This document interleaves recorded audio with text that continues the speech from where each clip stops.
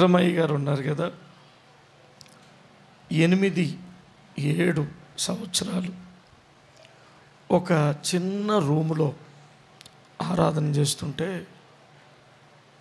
అరే ఈయనకి చర్చ్ లేదు, చిన్న రూములో ఆరాధన చేస్తున్నాడు, ఎవరు పోతారబ్బా అనుకునేవారు ప్రజలు. అరే ఈయన కొత్తగా పెట్టిండు, ఇషాద్ నగర్లో చర్చ్ లేవా అనుకునేవారు ప్రజలు. ఈయన యొక్క పాదాలు చూస్తే, నేను ఎప్పుడూ ఈయన మొహం చూడను, ఆయన పాదాలు చూస్తాను, నలిగిపోతాయండి.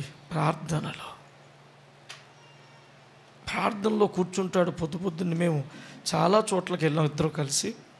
రాయలసీమ వెళ్ళాం, మార్కాపూర్ వెళ్ళాం, విజయనగరం అయ్యగారి దగ్గరికి వెళ్ళాం. నా రూమ్లో ఉంటాడు, నాతోనే ఉంటాడు. ఈయనలో నేను గమనించవలసింది ఆ మోకాళ్ళ ప్రార్థన. అడిగాడు, ప్రభా ఆస్తులు వద్దయ్యా, అంతస్తులు వద్దయ్యా, నాకు కారు కూడా లేదు, ఈయనకి కారు కూడా లేదు. ఇగో మాకున్న బట్టలు, ఇగో తెల్ల ప్యాంటు, ఇది సూట్లు, ఏమో ఆశలు ఉండవు. ఏమన్నా చేతికి ఏమైనా వాచీలు ఉన్నాయా, ఉంగరాలు ఉన్నాయా, మెడ చూసుకొని ఏమైనా గొలుసులు ఉన్నాయా, వాటి మీద ఆశ ఉండదు.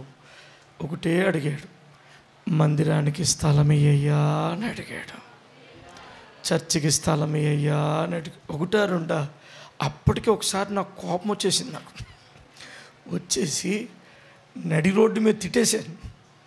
విక్రమ్ గారు, మీరు ఏదైనా చేసి స్థలం కొనండి అన్నప్పుడు, మరి ఆ ఉస్తాదయ్య గారు, పాస్టర్ గారు ప్రార్థన చేస్తున్నాం, అద్భుతంగా అండి.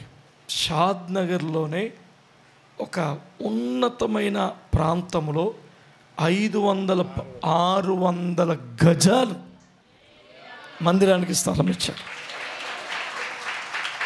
5 లక్షలో 10 లక్షలో కాదు, 60 లక్షలు విలువ చేసిన స్థలం కొన్నారు. పాస్టర్ గారు, మా సంఘం తరపున మీకు శుభాకాంక్షలు.